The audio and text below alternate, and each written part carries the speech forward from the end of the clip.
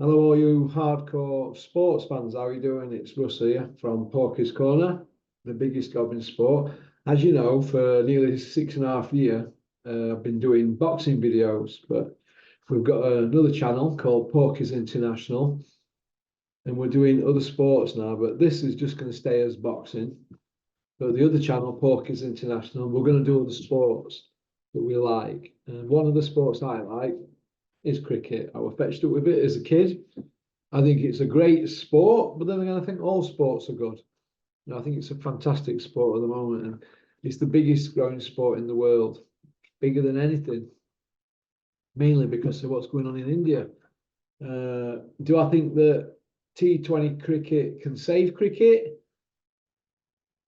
I didn't because I was fetched up on test matches, but now I can see it. Yeah, it's exciting. I mean, people want things quick, quick, quick, quick, quick, don't they?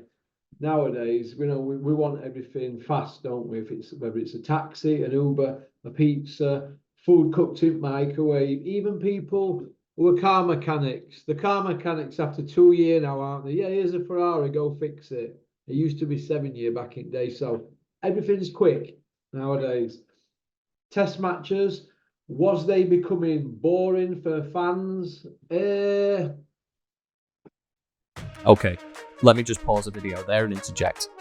When we talk about cricket, broadly speaking, we are going to be talking about two different types of cricket, and that is T20, 2020 cricket, sometimes known as white ball cricket, and Test cricket, which is what cricket is most widely known for. These two formats of cricket have a very different style and pace to each other. Test cricket is quite slow and ponderous, and it's defensive in its nature. A game of Test cricket can go on for up to 5 days. On the other hand, a game of T20 cricket can go on for 3.5 hours. We can talk at great length about the differences in rules between these two formats of cricket, but really the main thing to understand is that all of the differences really precipitate from one main difference, and that is the innings. In a Test match, each team has 2 innings of an indeterminate length. This is what can make the game very long. T20 cricket, on the other hand, has 1 innings per team of 20 overs, an over of course being 6 bowls. This makes the games a much quicker, much higher pace, and as a result tends to be a more aggressive, flamboyant sort of style. Got all of that? Cool, let's move on. Not for me personally, no, because I can see how the game's structured. To play, you've got to get 2 teams. You've got to get your opponent out twice over and score the winning runs over 5 days. I can see how games are set out, but fans coming into the sport, young fans, they don't understand that. Test matches and this and that, because you can bowl as many overs as you want, more or less, can't you, in a test match, if you keep up the over requirement per hour. But in T20, you know how many balls you're going to face, which is 120 balls. And really, to get a good score, you've got to be scoring 3 a ball, haven't you? To get a very good score, you've got to be hitting 300 plus, haven't you, for 20 overs. But I think it's good. I think it's fan friendly. It's exciting, and with the TV and all the cameras everywhere, it looks good on screen, doesn't it? Everybody's got the tellies up on the walls watching it. Put bets on. They've all got coloured tops. It's not like whites, is it? You'd get a fine if you wore anything other than white back in the day. A bit similar to going to Wimbledon. They're very traditional with white. Well, cricket's a very similar establishment to the tennis people.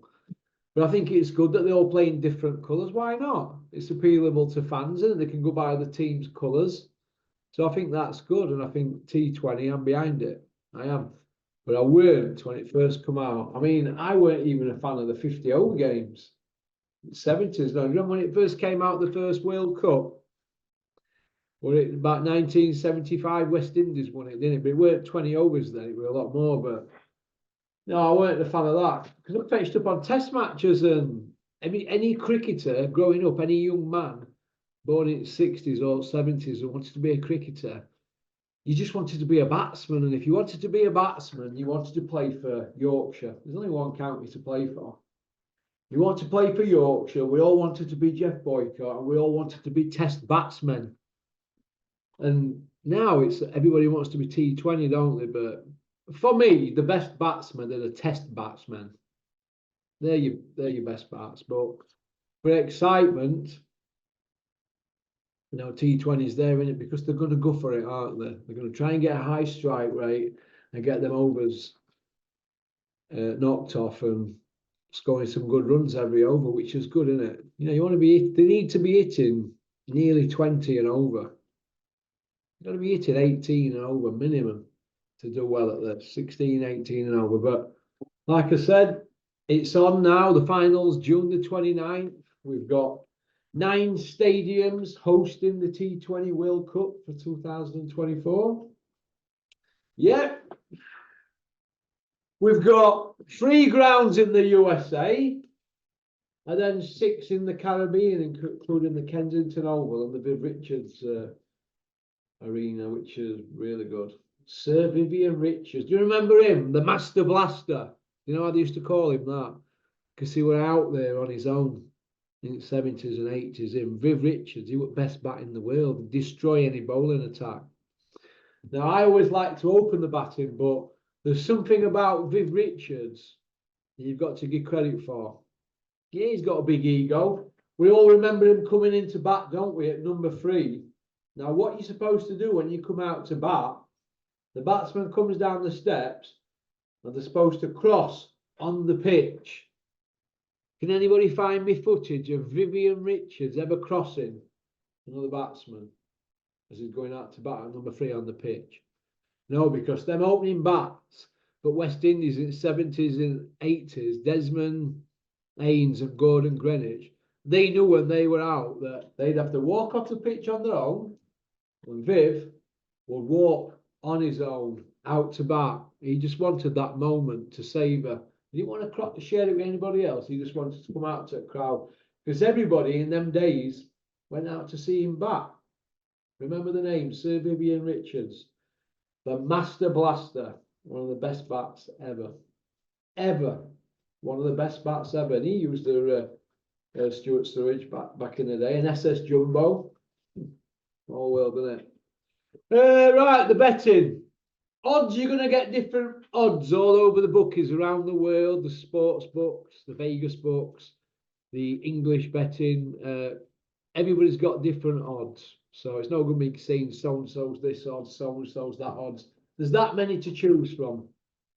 So I'm going to tell you who my favourite is. And I like to think I know just a little bit about cricket. I'll tell you who my favourites are to win.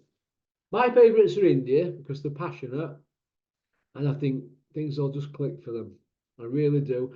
I mean, they've got 5 world-class wicket keepers competing for one spot.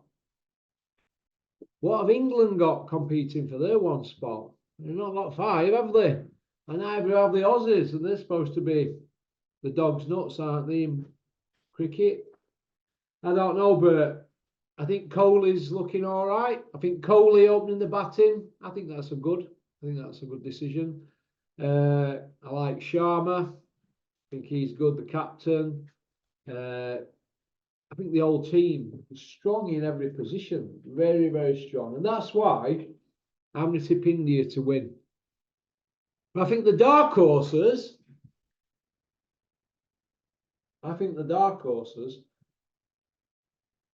could be the West Indies. They could end up doing really, really well in this tournament. But I'm just going to take India to win it. India to win it in the final on June the 29th. All right. So I'd like to thank everybody who's watching this for liking and subscribing and helping this new channel get out there. All right.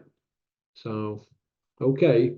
Thanks for liking and subscribing and leaving a comment. It's very important you leave a comment. Let me know if you think I've got things right or if you think India are going to win. But like I said, I just think they win. I just think they'll be too good for everybody else.